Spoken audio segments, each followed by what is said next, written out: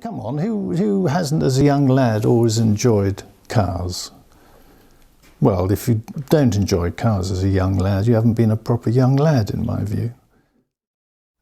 Bentley was founded by W.O. Bentley, Walter Owen Bentley, and his first engine was fired up in 1919. Subsequently, his cars were built in Cricklewood, and up until 1931, so the first phase of Bentley production was known as W.O. Bentleys, and the car that we have is a 1929 4.5 litre W.O. After Bentley was taken over by Rolls-Royce, production moved to Derby, and in 1933 Bentley Derbys were then produced at the factory in Derby, and we have a 3.5 litre which was built in 1935. Production in Derby continued really until the Second World War, when production ceased, and after the war started up again, but this time up in Crewe in a factory by now disused, which Rolls-Royce had used during the war for building engine parts. And that is then the third phase of Bentley production, which is still running. Fortunately, they haven't been moved over to Germany, he says with feeling, yet. The rest of the cars, of which we have another 5, are really snippets of the designs which I like. So we've got a 1956 S1 Continental Fastback, which is very similar in style to the R-Type Continental, which was built between 1952 and 1955, and which is considered by many, if not most, to be the most iconic of the cars that have come out of Crewe, because it started a new design, a style, which set Bentley apart from Rolls-Royce. So we got an S1, we then have an S2, which was built in 1961, which is a 2-door but not a fastback, but considered by many to be of the 3 types of the S's, S1, S2 and S3, to be the prettiest of them. I'm not sure I agree, but because I think the S1 fastback probably is. And then we jump quite a bit in years and up until the 2000s, where we have a 2007 Azure, which is the big convertible, a 2008 Arnage, which is the big 4-door, and it's one of the last 150 that were built. And in some respects, when I saw it, I decided I had to have it, because apart from only having 4,000 miles on it, which it does, it's got the most comfortable cocktail cabinet and fridge in the rear, which are just absolutely splendid. Jane, my wife, does not consider it amusing when I like to be driven by her and I can sit in the back and quaff my cocktails. But there we go. Therein lie many other stories. I was quite happy with having just a relatively modern Bentley, which I've had on and off for a number of years. And then in 2014, we decided to open up the house and gardens to raise funds for 2 breast cancer charities we were supporting. And we were doing that because our eldest daughter developed breast cancer, and we decided to raise funds, which we did actually, over 50,000 we raised. But as part of the fundraising, we hosted various clubs, gardening clubs, car clubs, and one of the clubs that expressed an interest to come have a look at the house and gardens, have lunch, was a local Bentley Drivers Club, which is when I first met George and what have now subsequently become good friends also in the Bentley Drivers Club. And that was really my first exposure to the whole genre of Bentley styles and epochs, because at the front of the house we had all these magnificent WOs.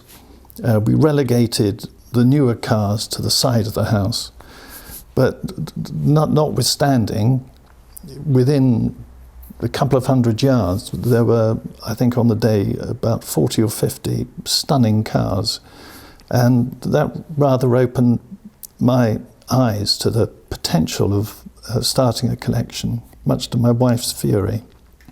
So I'm not sure she's ever really forgiven the Bentley Drivers Club. But it is to that specific event that I can say that the interest in creating a collection developed.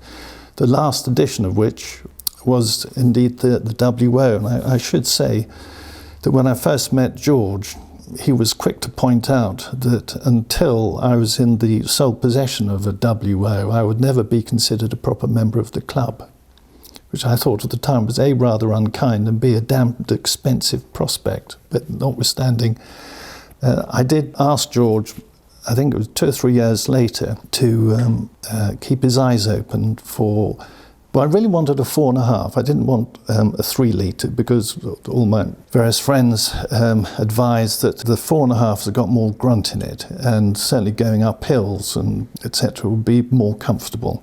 And so that's what we went for. And I think it was actually a good 2 years before George picked up the phone and said, "Look, Rob, I think we've got something for you."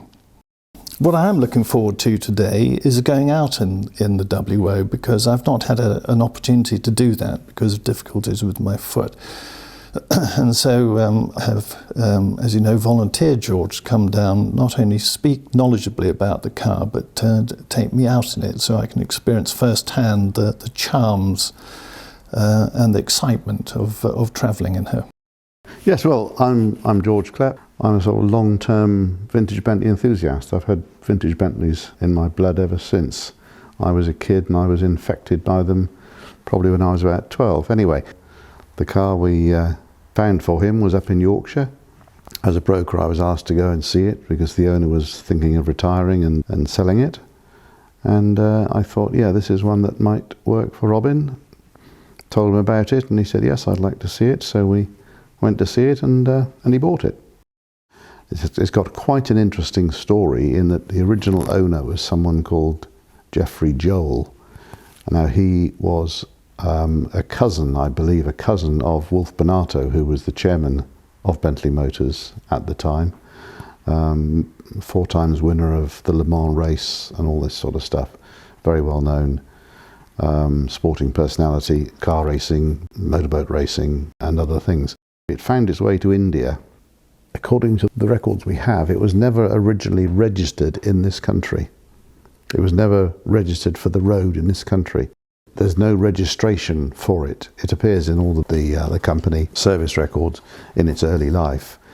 But then it sort of disappeared, and that, I guess, is when it went to India. So it could well have been very early in its life, like in the early 30s. The guy who went out to India with the RAF was a guy called Tim Allen, who was a Harrier pilot and a Bentley enthusiast. He had a early post-war Bentley. And he got to know the gentleman who owned the 4.5 litre in India. It wasn't running at the time, and between them they got it all up together and running, and the owner in India wanted to bring it back to the UK. The two of them drove the Bentley and a Riley back from India cross country all the way to the UK, and the story is very well documented in an article he wrote for the Bentley Drivers Club in, I think, about 1970, something like that.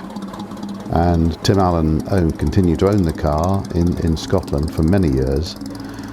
I don't think he used it very much, and it was fairly decrepit by the time he decided to get rid of it in about 1998, about 20 years ago. A guy in Yorkshire, David Hodgson, who was already a vintage Bentley owner, he had a 3 litre, bought it privately, and commissioned a complete restoration of the car. This was done in Yorkshire by a man called John Ambler. And then following that, David and his wife Shirley used the car for probably the best part of 15 years for continental trips and things within the club meetings, and had a lot of fun and pleasure out of it. And then were retiring and decided it was time to move it on to someone to continue enjoying it. And this is where Robin stepped in.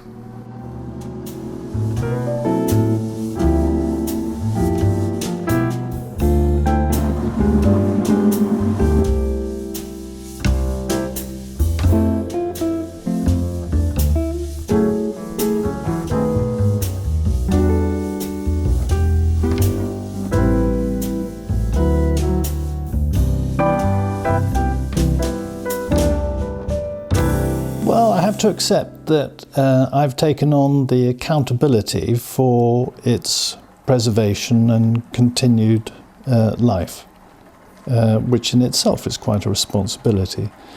And I wouldn't be doing the car any service by just leaving it wrapped in cotton wool. And once you're onto this Bentley journey, it's very difficult to get off it. In fact, we haven't got off it. In fact, I can't ever see us getting off it, but there we go. We're talking about a Bentley here, not a Rolls-Royce.